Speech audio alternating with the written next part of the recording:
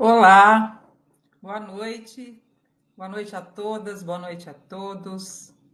Bem-vindos a esta live, a esse último encontro do Setembro Lilás 2025, a campanha realizada pela FEBRAS, a Federação Brasileira das Associações de Alzheimer, neste mês de setembro, que mundialmente é dedicado à conscientização sobre a doença. Foi uma campanha muito bacana, nós chegamos a essa reta final felizes, vendo a iniciativa ser replicada em todo o Brasil e já agradecemos a participação de todos. Bem, hoje nós escolhemos um tema super importante para essa live de encerramento, que são as políticas públicas, a resposta do Brasil às demências. E nós reunimos aqui um grupo sensacional de especialistas para nos situar sobre esse assunto. Contextualizando um pouco, no ano passado, o Brasil aprovou a Política Nacional de Cuidado Integral às pessoas com Alzheimer e outras demências. Foi um marco histórico, fruto de anos de mobilização. E agora, quando os benefícios previstos nessa lei vão chegar para as famílias que precisam?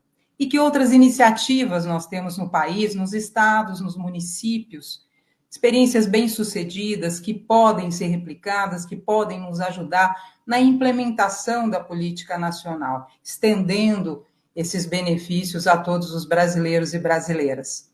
É esse o nosso tema, acho que é um tema que interessa a todos, a toda a sociedade.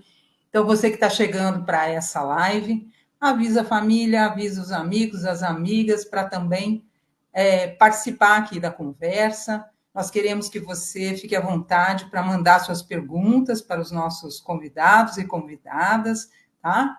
E também você que acompanha a live vai saber em primeira mão mais detalhes sobre um lançamento que a FEBRAS está fazendo, que é o Guia de Linguagem Inclusiva em Demências. É um convite que a gente faz para repensar o modo que nós falamos sobre as demências, porque a linguagem, o jeito que a gente se comunica, pode causar um impacto positivo ou negativo, pode reforçar estigmas ou pode abrir caminho para a inclusão, para mais dignidade, para mais respeito. Agora nós vamos, logo mais a gente fala sobre isso, agora nós vamos começar a chamar os convidados dessa live, tá? Eu vou começar com a doutora Sônia Bruck. Bem-vinda, doutora. Professora de medicina, diretora do grupo de neurologia cognitiva. Oi, doutora, estou aqui falando um pouquinho do teu trabalho. Então, como eu dizia, a doutora é professora de medicina e diretora do grupo de neurologia cognitiva e do comportamento do Hospital de Clínicas da USP e também uma das fundadoras do GRAS, o grupo de referência em Alzheimer em São Paulo. Muito obrigada por aceitar o nosso convite, doutora Sônia. Eu que agradeço o convite. Acho super importante todas as lives que foram feitas e ainda mais essa para falar um pouco das políticas públicas e a importância disso para o país. Estou muito feliz e muito honrada de estar aqui nessa iniciativa da FEBRAS. Agradeço a você, a Elaine, pelo convite. Obrigada, doutora. Doutor Leandro Minoso, já chegou também, doutor Leandro? Médico geriatra, é o grande idealizador da política nacional em demências, né, doutor? Coordenador da CONAD, a Coalizão Nacional pelas Demências. Obrigada por mais essa contribuição hoje aqui. Boa noite a todos, é uma satisfação muito grande poder contribuir com um trabalho belíssimo que a FEBRAS tem feito nessa jornada toda da instituição e especialmente agora nesse mês. Foram tantos eventos que foi difícil até a gente acompanhar caminhadas, campanhas de destaque, etc.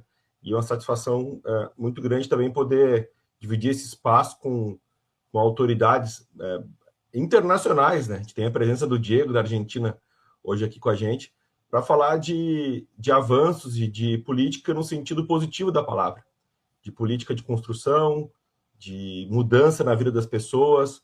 Eu acredito que política serve para cuidar. E as pessoas que vivem com demência e seus familiares, e as pessoas que no futuro virão a ter demência também precisam desse tipo de cuidado, do cuidado das políticas públicas. Com certeza, perfeito, doutor. Chamar agora a Elaine Mateus, presidente da FEBRAS. Boa noite, Elaine. Boa noite. Boa noite. A Elaine é presidente da FEBRAS, né? É fundadora do Instituto Não Me Esqueças, em Londrina, e coordenadora também, junto com o Leandro, da CONAD, a Coalizão Nacional pelas Demências. Boa noite, Elaine. Que bom, né?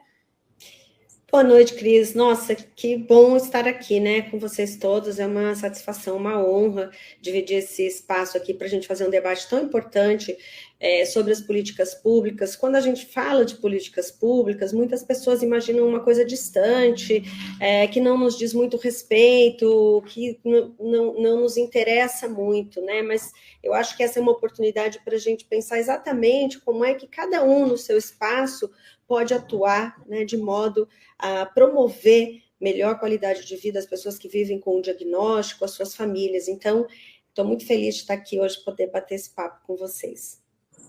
Bacana, e como o doutor Leandro falou, temos um convidado internacional, Diego Aguilar, bem-vindo, psicólogo, gerontólogo, diretor regional para a América Latina da Alzheimer's Disease International, a ADI.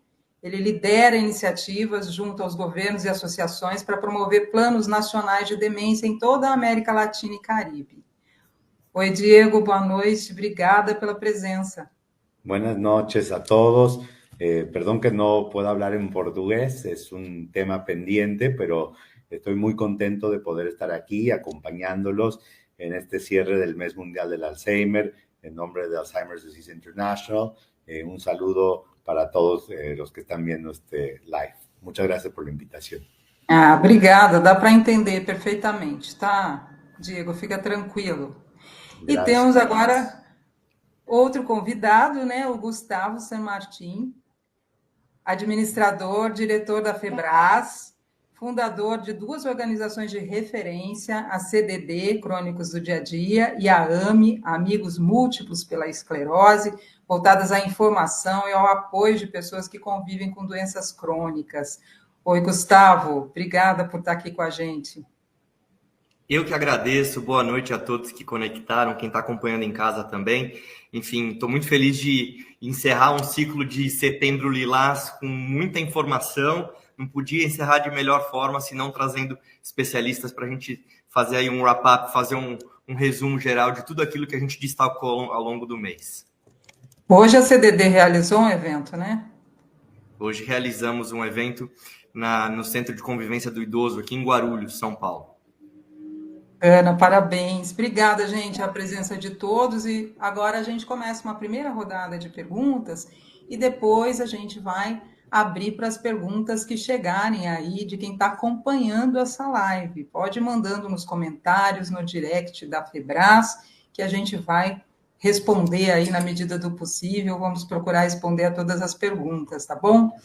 Eu queria começar com o doutor Leandro, né, que é o idealizador da política nacional, para dar um panorama para a gente. Doutor, acho que quando o senhor chegou com a proposta para o senador Paulo Paim, para criar uma política nacional, acho que foi em 2019, se não me engano, e finalmente, no ano passado, foi sancionada a lei, né? Para quem convive no dia a dia com as demências, parece que tudo está demorando demais, né, para acontecer. As pessoas ficam ansiosas por ver os benefícios da lei concretizados. Qual que é a sua avaliação? Explica para a gente como é que está essa situação agora. O que a gente pode esperar? Bom, foi em 2019 que eu tive o primeiro contato com a equipe do senador Paim, levando para ele o esboço da lei que acabou sendo, felizmente, sancionada na íntegra pelo presidente Lula ano passado. Foram 5 anos de tramitação, pude apresentar várias pessoas entre si, unir forças, acho que essa foi a grande contribuição também nesse processo todo, né? O próprio Graz, ali que eu conheci a doutora Sônia pessoalmente, a própria Elaine se conheceu nessa tramitação. Então, o PL na época e depois a lei teve esse poder de unir forças no Brasil todo em prol de um cuidado melhor. Os 5 anos foram de bastante trabalho, e não é fácil aprovar uma lei no Brasil. Foram muitas ligações, idas para Brasília, conversas com políticos de todo o campo ideológico, e felizmente a gente conseguiu essa conquista. Agora a gente está na próxima etapa, que é da lei conseguir sair do papel para virar realidade, para se transformar em cuidado. Aqui no Rio Grande do Sul a gente teve um exemplo parecido.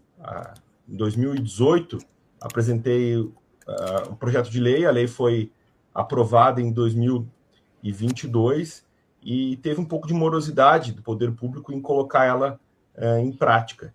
E a gente fez o caminho de apresentar para a Secretaria Estadual de Saúde um esboço do que seria um plano estadual de cuidado integral em demência.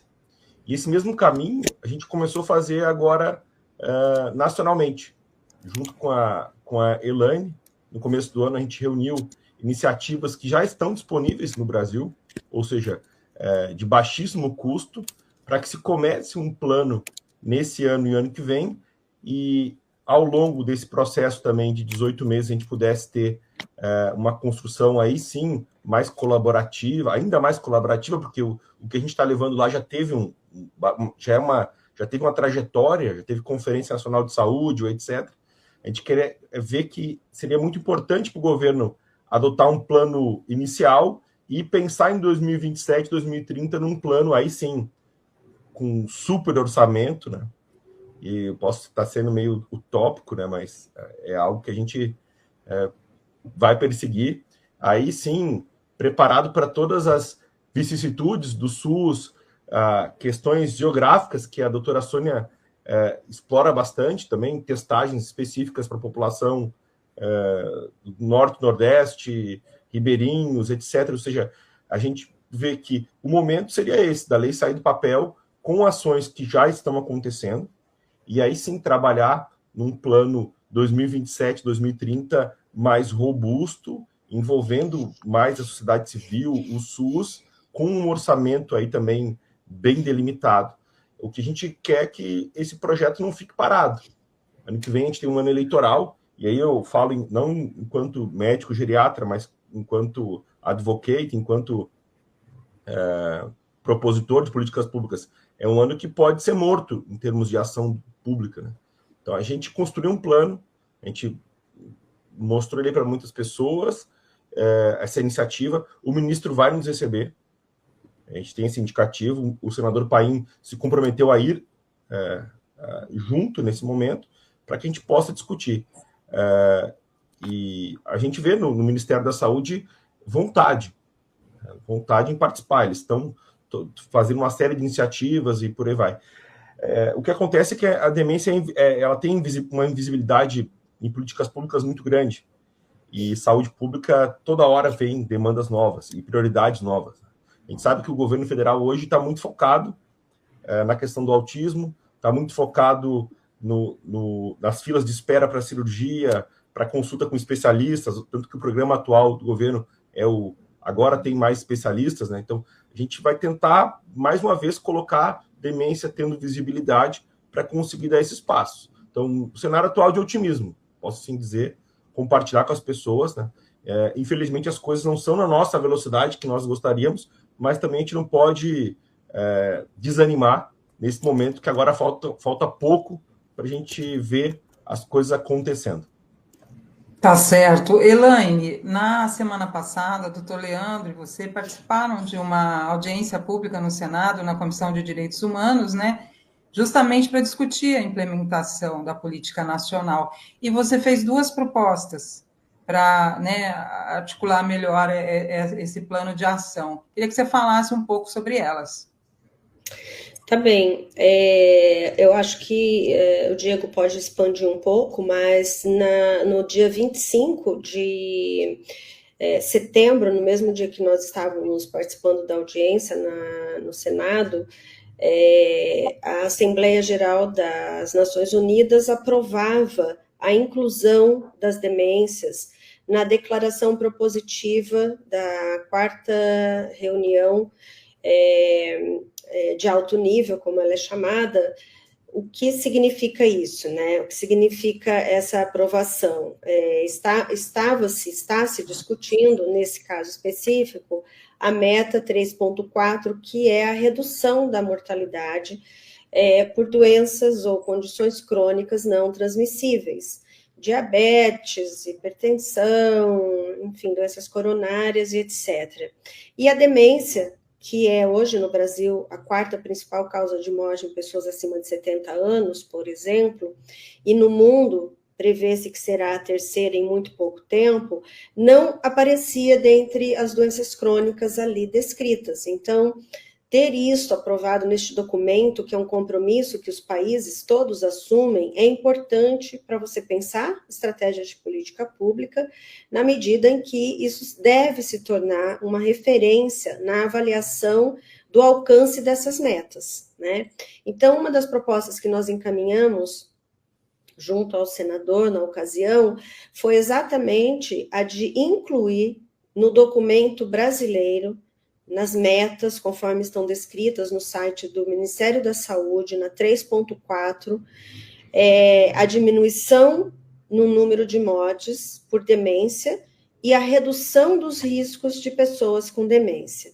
Então, isso é algo importante, porque, como eu disse e vou repetir, na medida em que isso está ali, as políticas precisam se articular. É mais uma frente, mais um caminho para que a gente possa fazer chegar a todas as pessoas, né, as políticas que hoje estão desenhadas, elas estão dadas, né? O Leandro falou muito bem do Plano Nacional de Cuidado Integral às Pessoas com Demência.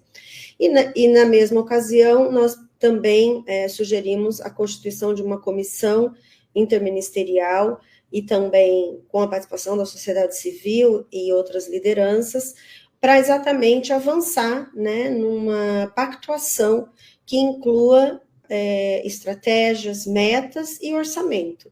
Em última instância, não é possível fazer política pública sem orçamento. Você pode ter a lei, mas ela só alcança as pessoas, né, na medida em que você tem recursos para que ela chegue, né, a quem de fato precisa. Certo, Diego, queria que você comentasse também, porque foi uma grande vitória, né, para a ADI, esse reconhecimento da ONU, e que você dissesse para nós, né, qual que é a tua visão, que benefícios podem surgir a partir daí para o Brasil e para os outros países aqui da nossa região. Es así, es una gran victoria después de muchísimos años que se hizo muchísima incidencia y se trabajó con todos los miembros de ADI en este tema, porque sabíamos que era importante incluir la demencia como una enfermedad no transmisible.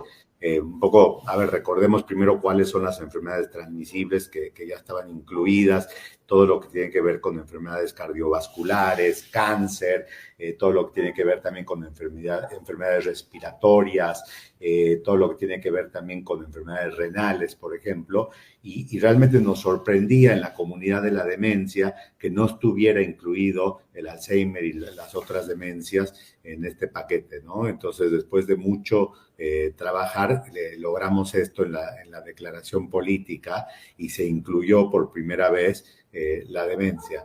¿Qué son los beneficios tanto a nivel global como a nivel regional y también a nivel nacional? Primero, que se reconoce la demencia de manera política como una prioridad en la agenda de salud. Esto es súper importante porque se le da un estatus de prioridad global, ¿no? Y esto es algo que venimos trabajando mucho y que facilita que haya planes nacionales de demencia.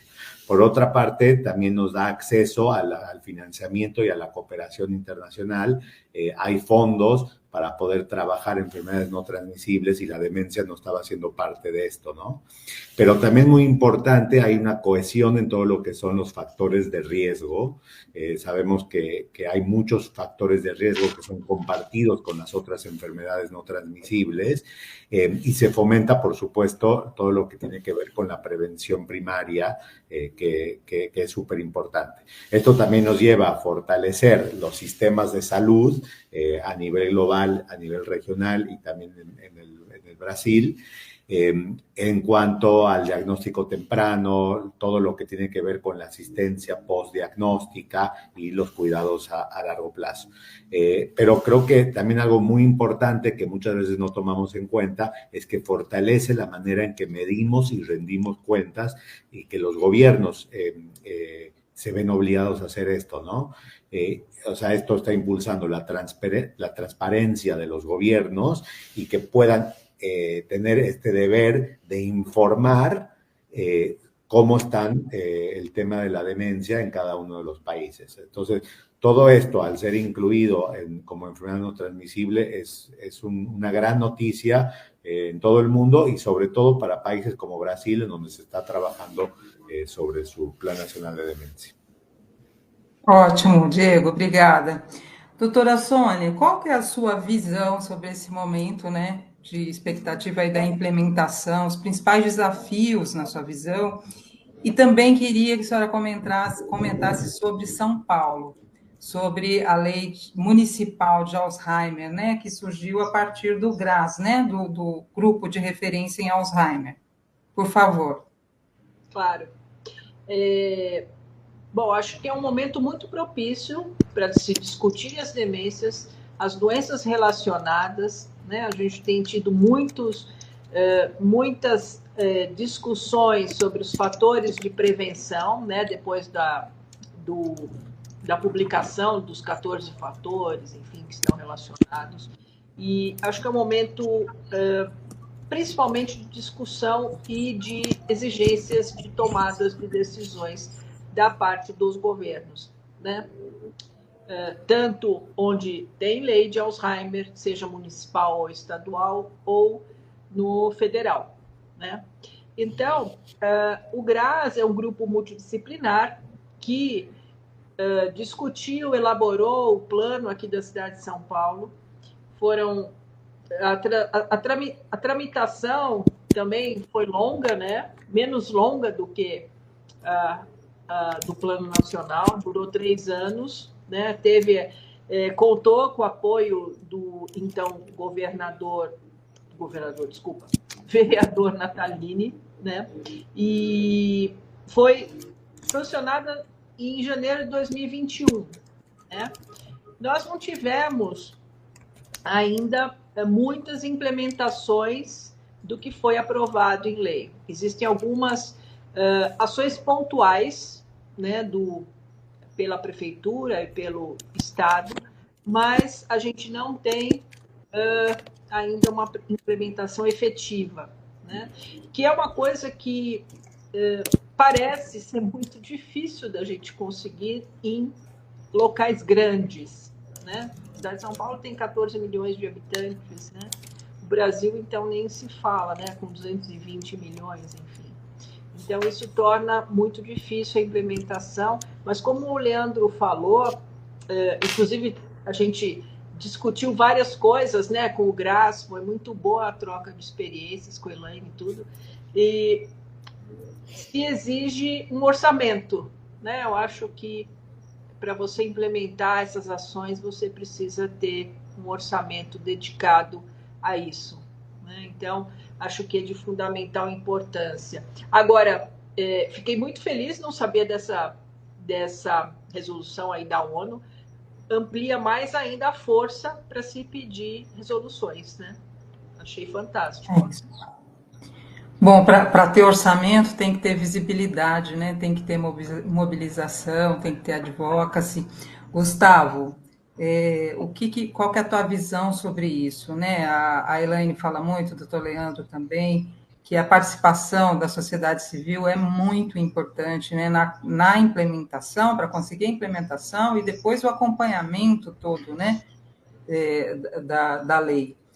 A tua experiência, o que funciona, como que engaja, qual que é a tua visão sobre isso?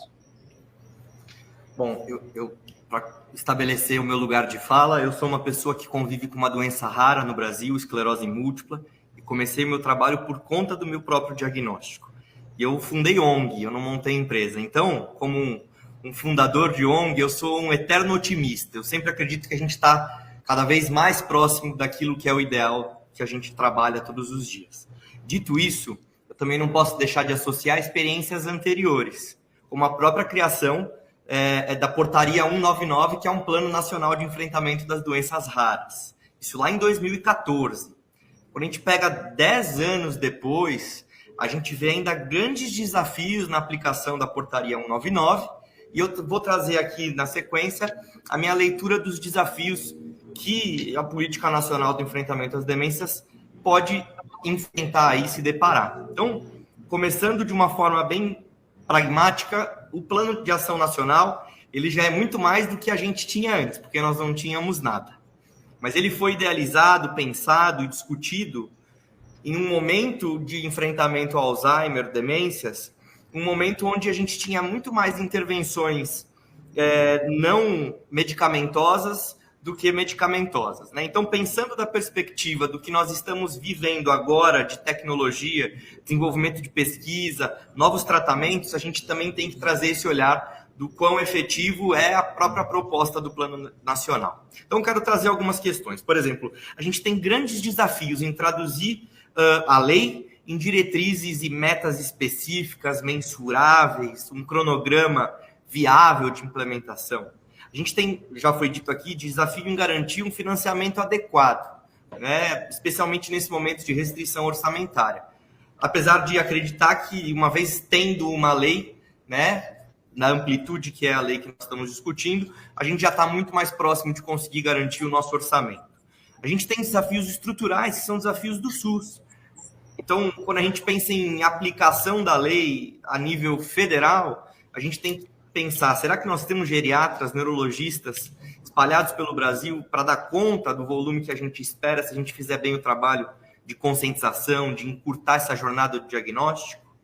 A gente também deve lembrar que os serviços de saúde, principalmente a integração dos serviços de saúde, desde a atenção primária até os centros especializados, ela é um desafio para o SUS, não só para Alzheimer, mas para a grande maioria das patologias que demandam mais de uma atenção.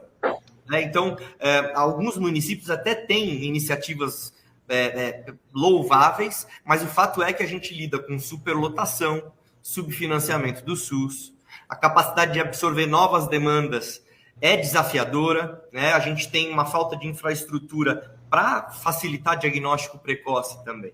Então, quando eu olho tudo isso, eu lembro que não tem financiamento específico, a gente ainda não tem um cronograma oficial, um plano de ação nacional, a gente tem barreiras ainda significativas e estruturais para a gente poder trazer um olhar a nível federal. Mas, e aí vem um olhar super otimista, a lei, ela é o marco zero, você me pergunta da minha experiência, a lei é aquilo que coloca a gente no jogo, é aquilo que estabelece que sim, é possível pleitear um financiamento exclusivo para isso, porque agora a gente transformou numa lei e aí de enfrentamento nacional. Mas a gente tem desafios. Assim como a Portaria 199 até hoje carece da implementação e da escala a nível federal, eu acredito que a gente vai encarar os mesmos desafios. O que a gente pode fazer para isso? Isso que nós estamos fazendo aqui agora, juntar diferentes setores na mesma mesa e discutir, desde o ponto de vista de pesquisadores, médicos especialistas, gestores, representantes de pacientes, colocar todo mundo numa mesa e discutir um plano de ação. E esse é o momento que nós estamos agora. Então, muito se falou do que a gente tem da janela 2027, 2030, pensando na ONU. Então, a gente tem a faca e o queijo na mão. Ainda falta a gente começar a fatiar isso.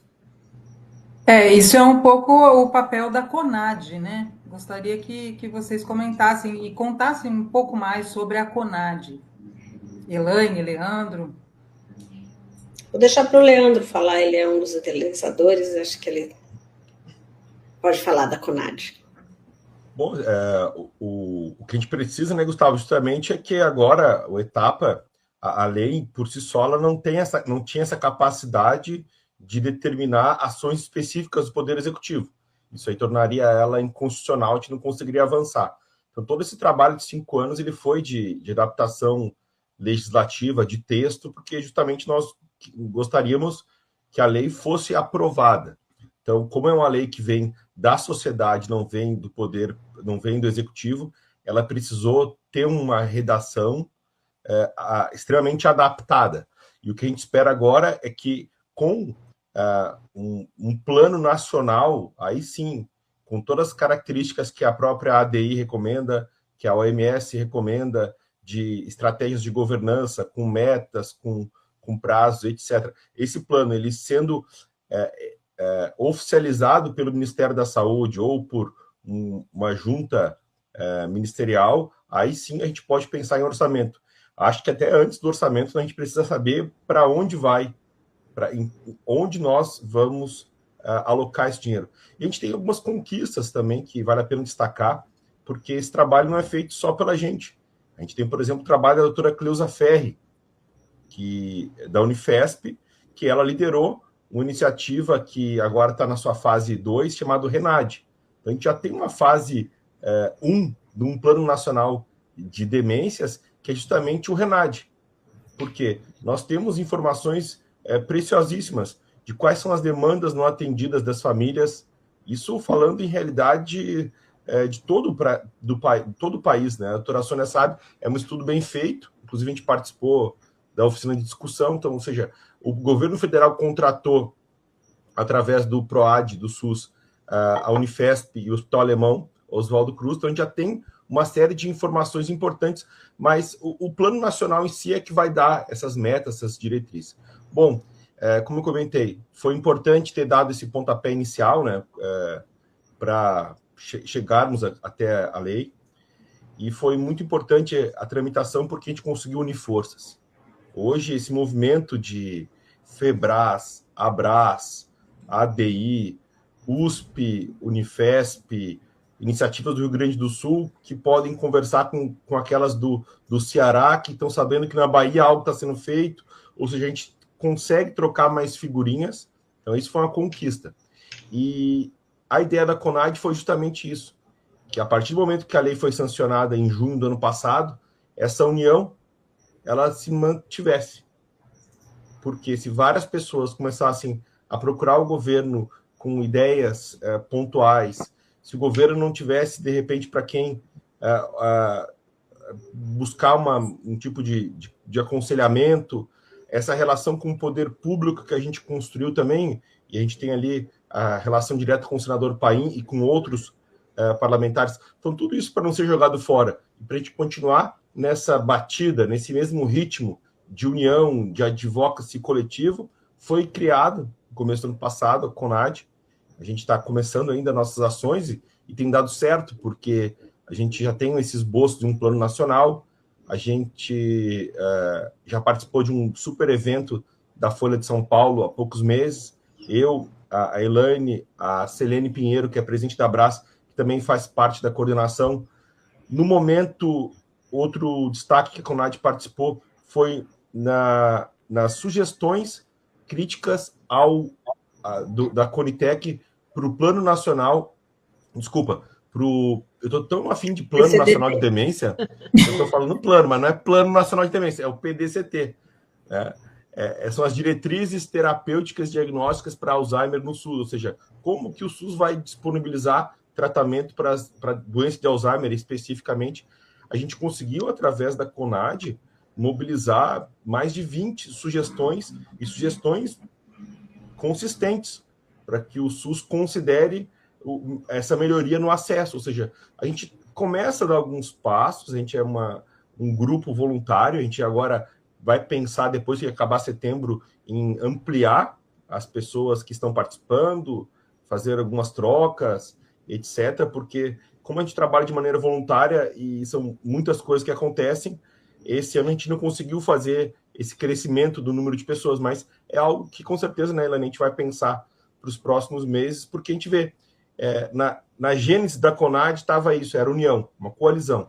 A gente espera que essa coalizão seja mantida porque é uma causa coletiva, não é uma causa de uma liderança ou de outra, ou de uma instituição. A gente precisa, como bem ali o Gustavo comentou, né, unir forças para ajudar o governo.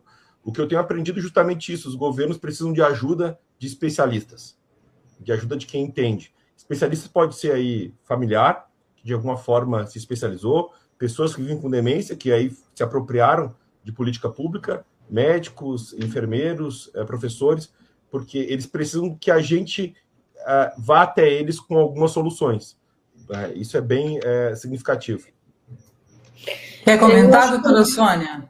Desculpa, Elaine. Fale você primeiro. Eu ia só fazer um comentário no sentido de que a CONAD, né, eu acho que tanto quanto outras iniciativas e propostas de trabalho, como essa, por exemplo, que a gente está aqui agora, né, é um momento de trabalho também, de reflexão, ela vai muito na direção de pensar o tamanho desse país, né, e a dimensão dessa política tão complexa.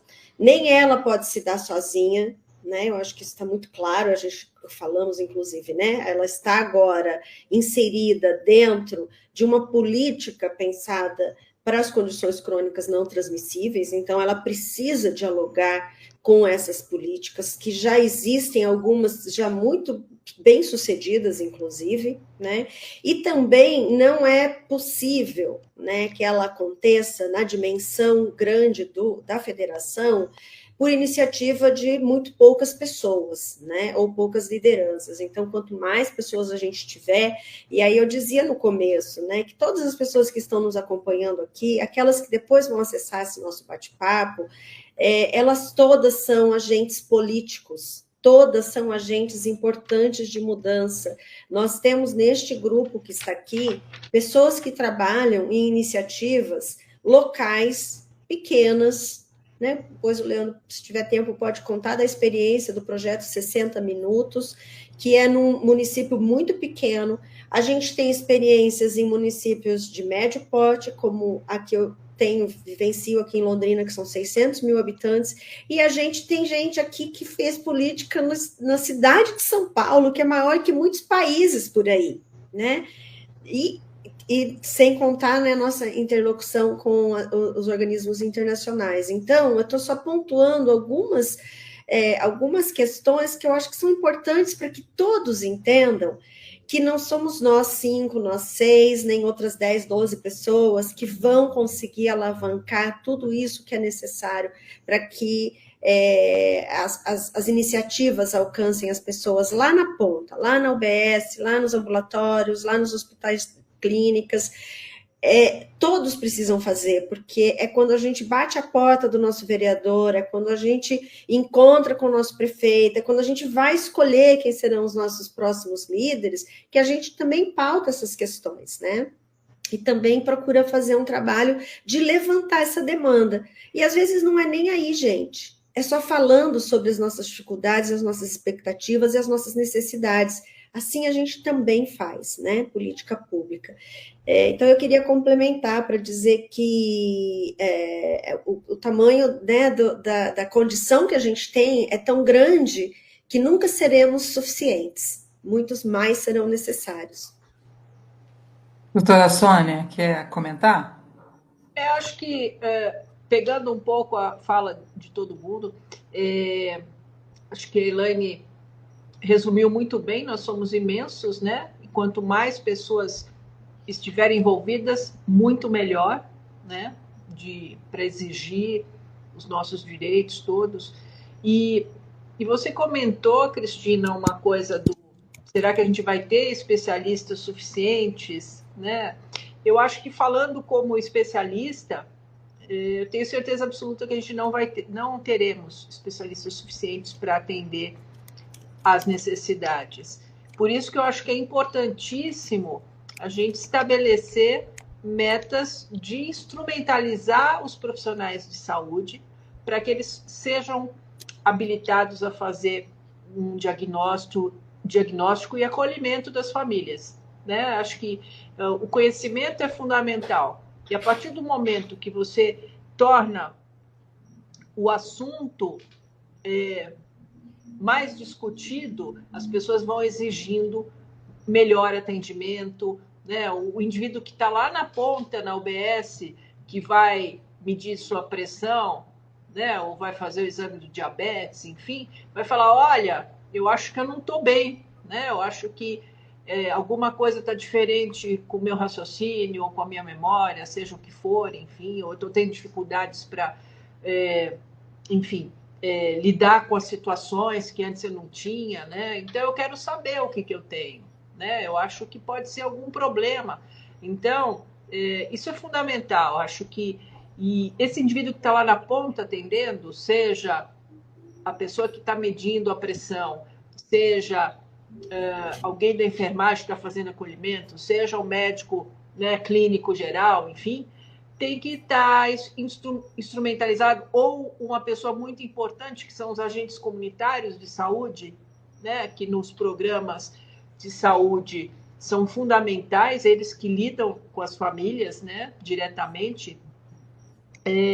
Todas essas pessoas têm que ter um outro olhar, né? E não é todo mundo que precisa ir para uma atenção especializada, né?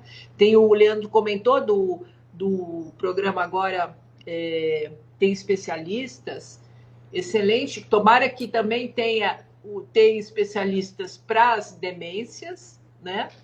Então, um programa, mas a gente não vai ter o suficiente e a gente tem uma imensidão nesse país que pode ser, levando em consideração tudo, as pessoas que precisam de uma atenção mais especializada, que existe realmente casos que precisam de atenção mais especializada, que isso também pode ser melhorado através de telemedicina, né? Eu acho que tem que se pensar nisso também, né?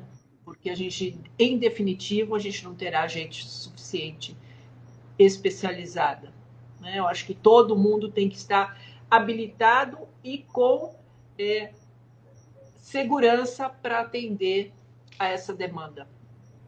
Porque o diagnóstico é um grande desafio, né? A nossa taxa de subdiagnóstico é muito alta, seria uma prioridade, né? Exato.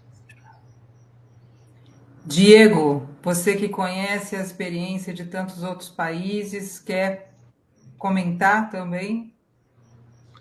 A ver, yo creo que la verdad que Brasil es un ejemplo súper interesante de cómo tienen que crearse las políticas públicas, ¿no? Y esto insisto mucho en el trabajo, sobre todo en América Latina, que vemos que muchas veces los planes que se van creando no son respuestas reales para la vida de las personas con demencia y sus familias.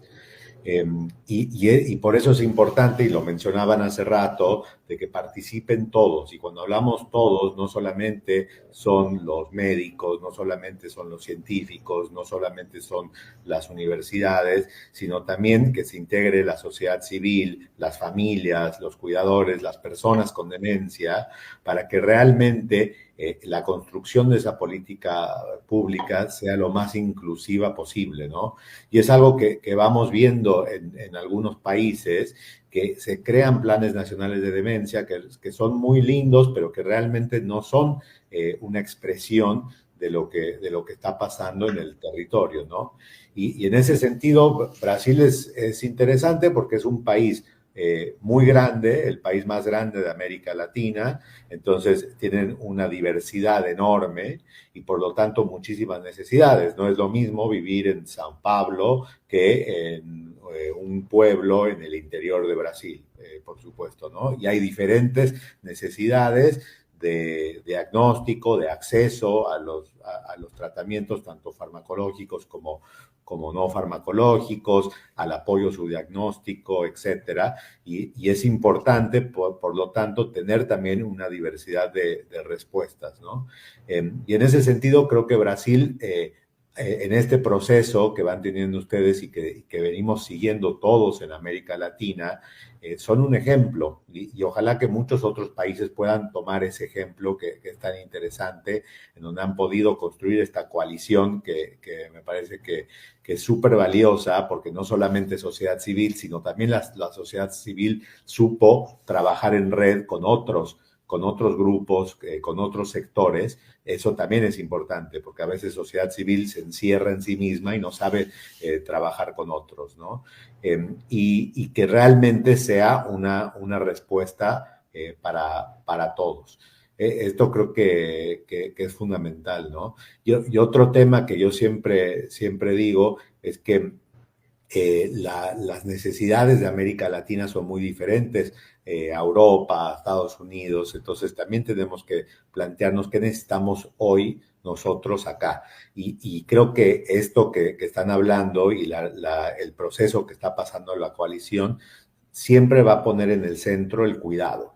Y esto es algo que no tenemos que olvidar, porque el cuidado siempre tiene que ir antes que tratamientos farmacológicos, que otras respuestas que quizás sí son importantes, pero que el cuidado sigue siendo, y el que cuida, el cuidador, sigue teniendo que ser lo central y lo prioritario cuando abordamos el tema de las demencias, ¿no? Y esto creo que lo tienen muy en claro. Certo. Falando disso, né, o Leandro comentou, né, que espera ver ações que já estão sendo praticadas em vários lugares do Brasil, serem replicadas já, né, até que se tenha um orçamento maior, um investimento maior no plano. Nós temos realmente várias iniciativas, e uma delas você também destacou recentemente, né, Leandro, que é os 60 minutos para o cérebro. Como é que é isso? É uma iniciativa acessível, né? Que pode ser implantada em outros municípios. Bom, a gente tem algumas iniciativas no Brasil que merecem destaque também. Eu menciono sempre a linha de cuidado do estado do Ceará, onde aí uma secretaria estadual também tomou a frente, né? Porque aqui no Rio Grande do Sul, a gente é gaúcho, quase igual o pessoal aí da Argentina também, né, Diego? E a gente é muito, vamos dizer assim, exibido. A gente gosta de falar das coisas que são aqui do nosso estado. Mas o Brasil é muito grande, existem muitas iniciativas que não são só aqui do plano estadual do Rio Grande do Sul, que vem dando alguns frutos interessantes. Entre eles, o programa chamado Saúde 60+, onde já 10 municípios vão contar com centros especializados em atendimento de idosos frágeis, que muitos acabam tendo transtorno cognitivo leve ou demência sem diagnóstico, e também de pessoas idosas com demência. Então, isso já foi uma conquista muito grande.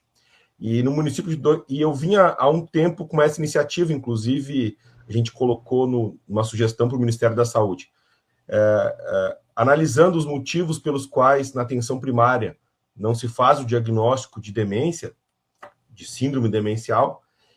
A gente tem várias barreiras: idadismo, preconceito em relação às pessoas idosas, ou achar que esquecimento e tristeza são normais da velhice, percepção do médico de que não vale a pena fazer o diagnóstico, ou medo do médico em revelar um diagnóstico que é, sim, importante e pode ser muito triste para as famílias, falta de conhecimento técnico dos médicos. Inclusive, um dos exames no Brasil, eu gosto de insistir nisso, né? Um dos exames que a doutora Sônia validou aqui em 2003 para a língua portuguesa, o Mini-Mental, é um dos exames que seriam básicos para um médico de atenção primária conseguir realizar. Muitos têm dificuldade extrema. Então, tem a falta também de conhecimento, de não saber quais exames solicitar, e aí tem um gargalo que é importantíssimo, que é o médico. O trabalho do médico, que é o tempo que o médico tem disponível para fazer o diagnóstico. Então, por isso que surgiu a ideia dos 60 minutos para o cérebro, que além de resolver o problema do tempo de uma consulta médica, que seria de 30 minutos, incorpora também, de maneira obrigatória, a consulta com o enfermeiro, podendo aí outros aspectos extremamente importantes serem avaliados, como o bem-estar do cuidador, as dúvidas no cuidado cotidiano, a organização de lista de medicamentos, um contato mais direto também com outra profissional de cuidado. Esse intercâmbio com o agente comunitário de saúde é muito mais direto com o enfermeiro do que com o médico, e até mesmo a realização de alguns testes cognitivos pelo profissional de enfermagem. Ou seja, essa iniciativa ela tem um custo, a princípio, execuível, não envolve tecnologias outras que não seja o trabalho médico, e aí em Dois Irmãos, aqui é uma cidade próxima de onde eu resido, no começo da Serra Gaúcha, a prefeitura achou extremamente pertinente, e é a primeira cidade do Brasil que vai colocar em prática uma portaria e o prefeito quer colocar isso até na forma de uma lei. Ele se empolgou tanto que é que isso continue para os próximos governantes, que se tenha, toda pessoa que tenha suspeita de demência a partir dos 55 anos, tenha esses 60 minutos para diagnóstico, e todo mundo que já tem o diagnóstico tenha pelo menos uma vez ao ano esse momento, né, de avaliação com o médico e com o enfermeiro. Então, acho que isso vai contribuir bastante, e sou esperançoso que o SUS do Brasil inteiro vai adotar essa iniciativa nos próximos meses já, nem anos. Acho que nos próximos meses a gente já vai ver isso sendo uma realidade. Porque lá em São Paulo a gente provocou, né, Elaine? Tinha um pessoal de Secretaria de Saúde do Estado e tal. Então, os políticos já estão sabendo os caminhos. Então, só não faz quem não quer. Então, dois irmãos quis fazer. Então, hoje em dia, só não faz algo por essa causa quem não quer. E a gente precisa cutucar também o poder público, provocar eles dessa maneira. Está aqui a solução, vamos lá, vamos fazer. E a gente pode, através da CONAD, disponibilizar para qualquer prefeito, secretário de saúde, etc., estadual também, mostrar, ó, o caminho está aqui, a justificativa legal está aqui, por que tu deve fazer essa iniciativa. Então, a gente tem esses materiais prontos, é só quem quiser nos procure. Maravilha. Eu sei que você quer ouvir o Gustavo, mas eu preciso fazer um comentário sobre essa fala do Leandro, porque, assim, eu vou insistir, né? As minhas 2 intervenções foram nessa direção e eu vou falar mais uma vez. Eu penso política pública no espaço onde cada um vive e existe. A gente tem aqui, olha, a Cassandra, por exemplo, ela está apontando a questão da falta de formação dos profissionais de saúde, porque falamos do subdiagnóstico. Bom, não sei o nome da pessoa exatamente, mas é a underline de Darabello, fala da criação de centros-dias.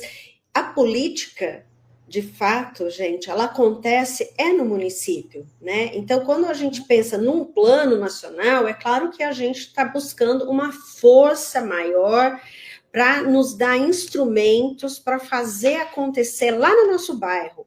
Mas a eficácia está quando prefeitos como esse de Dois Vizinhos, por exemplo, né, ouvem uma proposta e arriscam colocar em prática, porque existe a discricionariedade, existe o poder, né, da decisão local. O Sistema Único de Saúde ele é descentralizado, o que significa que, sim, os pequenos municípios podem implementar, e muitas vezes não precisa ser sequer no município inteiro, ele pode começar com iniciativas piloto, que implementem estratégias em determinados territórios, e aos poucos a estratégia vai se expandindo. Então, isso é importante da gente entender, né? Essa é uma experiência bem-sucedida, a gente conhece tantas outras que são muito facilmente replicáveis.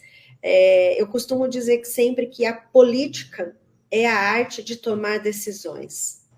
Todo político, todo gestor vai dizer que o cobertor é pequeno, que não tem dinheiro, que não dá para fazer tudo. Em última instância, é a arte de tomar decisões. O pouco dinheiro que se diz ter está indo para onde?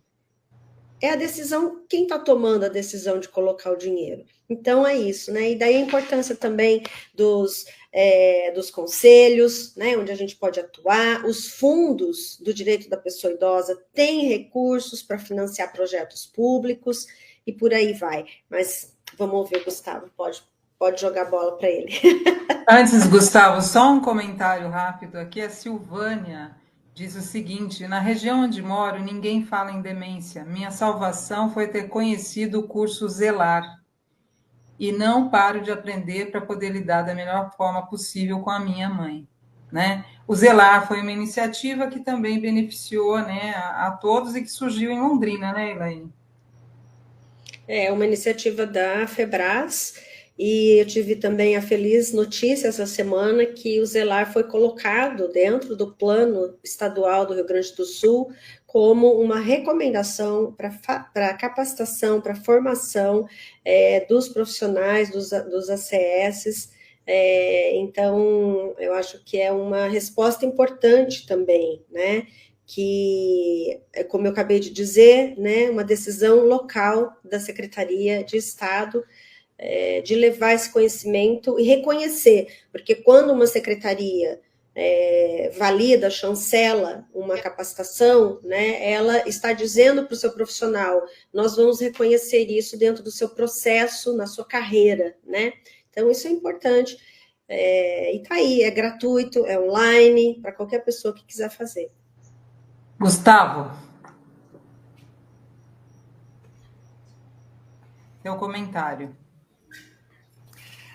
Eu estava lendo aqui também os comentários das outras pessoas. Eu queria trazer um olhar geral da importância do que nós fizemos ao longo desse mês, né? A gente falou muito de política pública, e a política pública ela se sustenta a partir da mobilização social. Então, não há política pública sem mobilização social, sem participação social.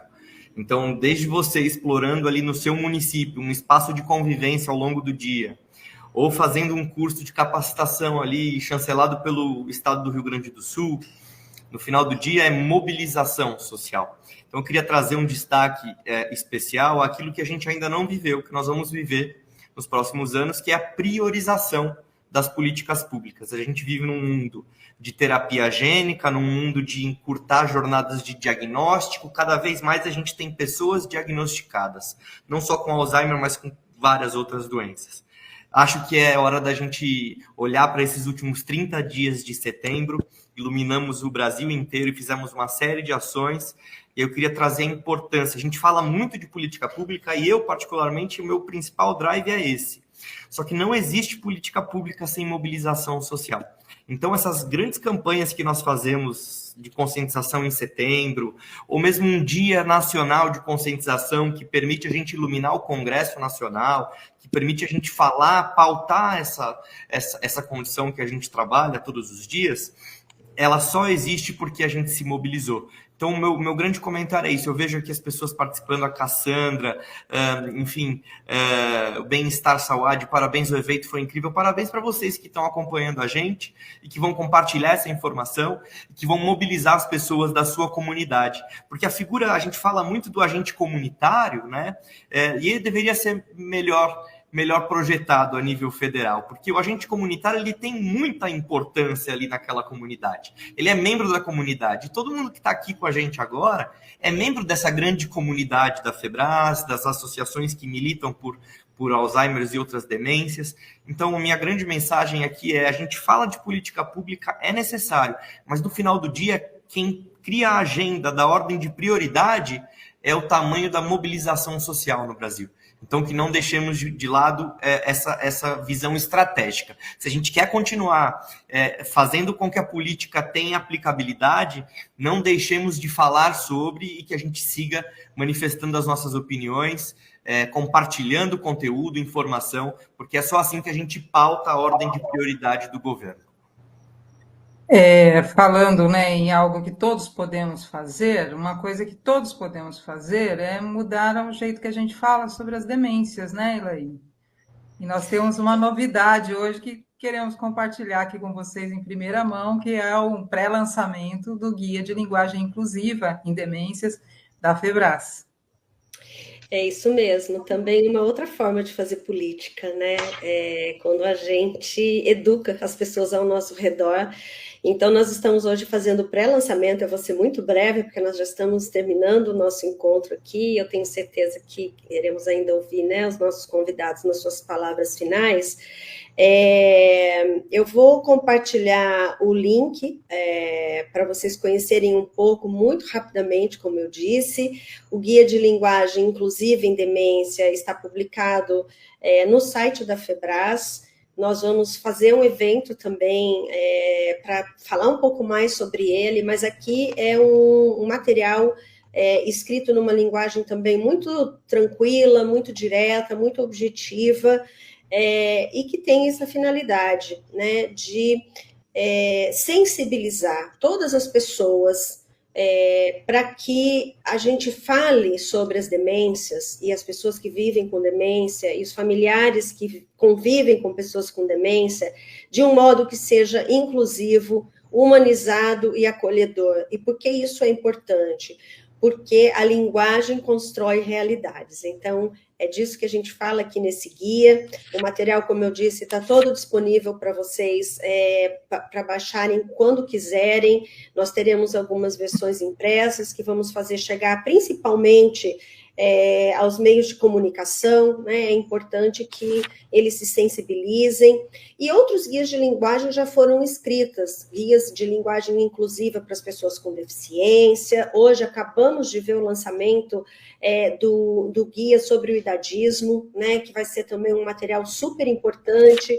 Mas nós trazemos uma inovação, ou talvez algo um pouco novo aqui, até pela experiência e pela tradição, né, da minha própria carreira profissional, que é olhar um pouco para as imagens e para os sons, né, quando a gente faz trilhas sonoras e tudo mais. Então, as imagens também constroem realidades, e eu quero fazer um destaque, então, às pessoas que trabalharam comigo, né, na Febras, com esse material, além de eu mesma, né, além de eu ser uma dessas pessoas, eu quero falar da Larissa, que é uma linguista, tem muita experiência no campo do estudo da linguagem, ela trabalha no Observatório do Idadismo, então a tese de doutorado dela foi sobre isso, a própria a Cris, né, que está aqui conosco nessa live hoje, e vejam que, gente, esse é um projeto que nasceu em março do ano passado, nós começamos a fazer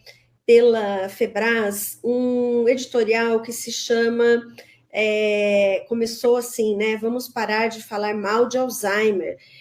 E foi lá que nós começamos a entender a importância de educar as pessoas sobre a linguagem inclusiva e humanizada, e é que a partir dela e com ela e por meio dela que a gente rompe os estigmas. E também o Leandro, não poderia deixar de falar, eu tirei sua figurinha dali, né, Leandro, mas também um dos autores desse material, com a experiência que tem, e o Daniel, que é jornalista também, há 4 anos trabalhando na Febras, muito sensível também a essas questões, foi o revisor do material.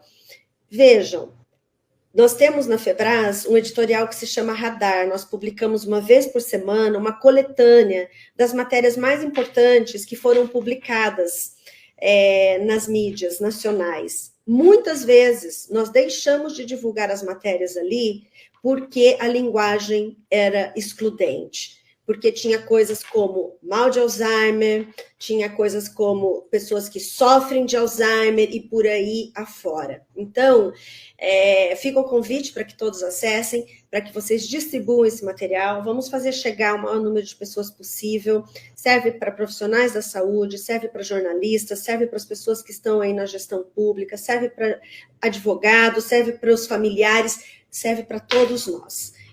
Então, o presente que a gente entrega hoje, né, no encerramento da campanha, e esperamos que isso possa, né, ao longo dos próximos 5, 7, 10 anos, ajudar a reconfigurar, e esse é um dos propósitos exatamente da Febras, mudar o jeito como o Brasil responde às demências. E aí, o Brasil somos cada um de nós, né? Então, cabe a gente também abraçar aí essa responsabilidade e fazer diferente.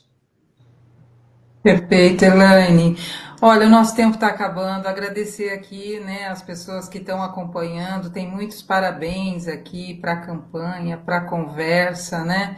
Elogios para os livros do Dr. Leandro Minoso, diz que já leu vários livros aqui. Obrigada, gente, por acompanhar. Tempo apertadinho. Eu queria que os nossos convidados agora dessem a sua mensagem final. Começar com a doutora Sônia. Bom, queria agradecer novamente o convite. Eu sempre aprendo muito quando eu encontro vocês todos e é de fundamental importância que cada vez mais as pessoas falem sobre Alzheimer, sobre demências, sobre comprometimento cognitivo, né? Que isso seja cotidiano na vida das pessoas, né? Como alguns anos atrás ninguém falava de câncer e isso foi uma barreira quebrada, eu acho que falar sobre demência é importantíssimo. E acho que o início é esse. E as pessoas exigirem cada vez mais os seus direitos, né? Direito à saúde, ao bem-estar, atendimento, enfim, a todo o que envolve uma saúde global. Obrigada, doutora. Diego, sua mensagem final. Bueno, agradecer a FEBRAS por invitarme a esta actividad que, por cierto, es la última actividad del Mes Mundial del Alzheimer. Así que la verdad que muy contento de poder hacerlo con ustedes. Durante este mes recorrimos el mundo con diferentes actividades que se realizaron tanto online como también presenciales. Y fue muy emocionante ver cómo todas las organizaciones, miembros de ADI, pudieron de realizar diferentes actividades, pero muy especialmente FEBRAS en Brasil. Fue súper interesante todo lo que hicieron a lo largo y a lo ancho del país. Felicitarlos por el gran trabajo que están haciendo para su Plan Nacional de Demencia y también por esta guía que acaba de presentar Elaine, que realmente es algo maravilloso, que espero que podamos pronto traducir también al español y al inglés, porque creo que es un material que le puede servir a todo el mundo, y felicitarlos y darles muchos ánimos para seguir trabajando de la manera que la están haciendo y que realmente podamos transformar la vida de todas las personas con demencia y sus familias. Muchas gracias. Muito obrigado. Obrigada, Diego. Gustavo. Na minha primeira fala, eu trouxe o meu lugar de paciente de esclerose múltipla, e essa palavra sempre me incomoda, né? Porque paciente é aquele que espera pacientemente, numa figura passiva. E aí, quando a gente lança um manual, né, de como a gente vai comunicar, como nós vamos falar, é muito importante que a gente dê o devido valor e importância. Não é só um jeito de falar. A história, ela é retratada a partir da linguagem. Se a gente escreve e comunica da forma correta, a gente está retratando a história que a gente quer criar para as políticas públicas no Brasil e no mundo. Então, eu reforço a importância de, se você que está aí acompanhando, assim como eu, que fui um neto que conviveu com 2 abuelos dentro de casa que faleceram com Alzheimer depois de quase 13 anos de cuidados dentro de casa, para além da mobilização que você já faz, que você também se perceba responsável para adotar a melhor forma de comunicar aquilo que é uma causa sua também. E agradecer a todos que fizeram esse Setembro Lilás, muito mais lilás do que o ano passado, e já esperando o setembro de 2026, ainda mais lilás, para a gente espalhar informação para todo o Brasil e para o mundo. Obrigado. Obrigada, Gustavo. Doutor Leandro.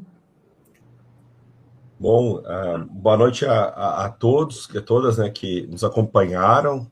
Foi uma satisfação também poder conversar aqui com quem dividiu a live, a doutora Sônia, a Cris, o Gustavo e o Diego. E a Elaine, sempre a gente tem uma comunicação bastante frequente, sempre aprendo muito com ela. Acho que a gente pode comemorar as nossas conquistas de em todo o Brasil e quem sabe na América Latina também. Eu vejo que na Argentina estão caminhando para a aprovação de uma lei nacional de cuidados em Alzheimer. Esse movimento ele é mais amplo, a gente é um continente e acredito sim que os materiais eles possam ser compartilhados, as iniciativas também. Não precisamos, às vezes, inventar a roda. A gente basta fazer traduções e buscar parcerias. Acho que isso fortalece o nosso movimento. A ADI, desde o começo, Diego, apoiou a Lei Nacional de Alzheimer. Desde 2021, a gente tem um apoio muito forte da ADI, enviando cartas pontuais, específicas, na hora certa, para políticos. Então, a gente tem conta com esse apoio também, e as experiências daqui, quem sabe, um dia vão poder servir para outros países. A gente tem algumas conquistas, e é importante destacar elas, para a gente não desanimar, mas a gente quer muito mais. E como foi bem comentado, cada um aqui pode mobilizar o seu político conhecido na cidade, no interior, seu secretário, quem participa de Conselho Municipal de Saúde, Conselho Municipal do Idoso, pode tentar fazer algo. Se quer construir um grupo de apoio para familiares na sua própria cidade, acho que isso também é muito importante, porque a imensa maioria dos municípios do Brasil não tem grupo de apoio para pessoas e familiares que vivem com demência. Então, às vezes, pode, de um momento de um lugar de dor, de cansaço, de desinformação, surgir iniciativas brilhantes, como é o caso do Instituto Não Me Esqueças, em Londrina. Então, o Brasil precisa também que isso seja replicado. E hoje as coisas são mais fáceis, porque a gente conta com o programa Zelar, por exemplo, que ele pode ser distribuído via online. A gente tem materiais prontos que podem já facilitar que esses grupos aconteçam. Então, assim, a política ela tem esse lado mais, vamos dizer assim, de lideranças. É normal que isso vá acontecer, mas ela pode e deve ser feita também nos municípios, e a gente fica disponível para apoiar, como eu comentei, quem buscar querer fazer algo na sua cidade. Perfeito, obrigada, doutor Leandro. Elaine? Bom, só agradecer, né? Agradecer a todas as pessoas que estiveram conosco, que hoje esse é um tema, em geral, um pouco árido, né? Não envolve muito, mas a gente teve uma participação incrível de um público super carinhoso, inclusive, que mandou muitos parabéns e reconhecimento, agradecer a presença de vocês aqui. Como eu disse, é uma honra poder compartilhar esse momento com pessoas que têm um trabalho tão notável, né, no campo das demências, cada um na sua área, cada um com sua expertise.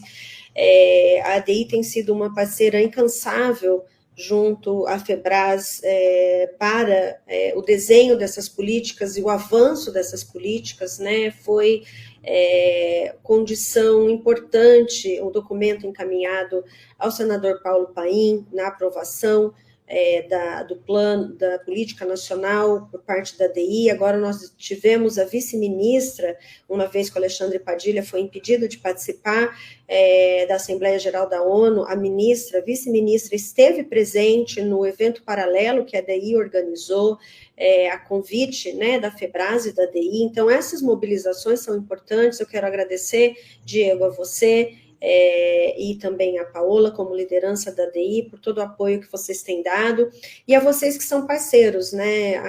A Sônia é uma pessoa por quem eu tenho uma enorme admiração, faz um trabalho muito sensível e está sempre pronta e disposta, né, para estar conosco aí nessas frentes, fazendo esse trabalho, esse apelo, né, aos gestores para que avancem as políticas públicas. O Leandro, um parceiro incrível, que muito me ensina sobre como fazer isso, e o Gustavo, que também tem uma experiência, uma pessoa profundamente generosa. Então, muita gratidão a todos vocês, dizer que nós terminamos a campanha esse ano com muita alegria. De fato, o Brasil ficou mais lilás esse ano do que nos anos anteriores, e nós desejamos que ele fique ainda mais daqui para frente. Eu acho que a gente começa a entrar num momento em que a campanha ganha uma organicidade. Esse sempre foi um projeto da FEBRAS, esse sempre foi um desejo, que a campanha nacional, que a campanha do Mês Mundial de Conscientização sobre a Doença de Alzheimer não precisasse da FEBRAS, né? Que ela acontecesse de modo orgânico em todos os lugares. E eu acho que a gente está chegando nesse momento dela caminhar sozinha, o que mostra, né, que cada vez mais as pessoas estão, de fato, também sensíveis à causa. Então, minha gratidão a você também, Cris, que acompanha, né, esse trabalho, a você, e ao agradecer você, eu quero agradecer toda a equipe da FEBRAS, gente, que durante o mês de setembro trabalha diuturnamente, né, para manter as redes sociais aquecidas, é muita informação, é muita coisa. Então eu quero também agradecer a toda a equipe e a toda a diretoria, né, que apoia esse trabalho. Então, muito obrigada, e o mês termina, mas não o nosso trabalho, não o nosso propósito, e não aquilo que a gente está aqui para fazer. Então, sigamos, né, sensibilizando, conscientizando e informando as pessoas. Muito obrigada. Isso mesmo, obrigada a todos. Essa live vai ficar no nosso canal do YouTube, né, da FEBRAS. Vamos compartilhar também no Instagram, então dá para ver tudo com calma depois dessa conversa tão importante. E o guia de linguagem inclusiva está já disponível para download no site da FEBRAS. Vá lá e leia e comente, mande sua mensagem para a gente. E eu quero dizer, repetir o que a Elaine falou, Setembro Lilás está acabando, mas a FEBRAS continua aqui, a mobilização continua, sigam com a gente. Obrigada a todos.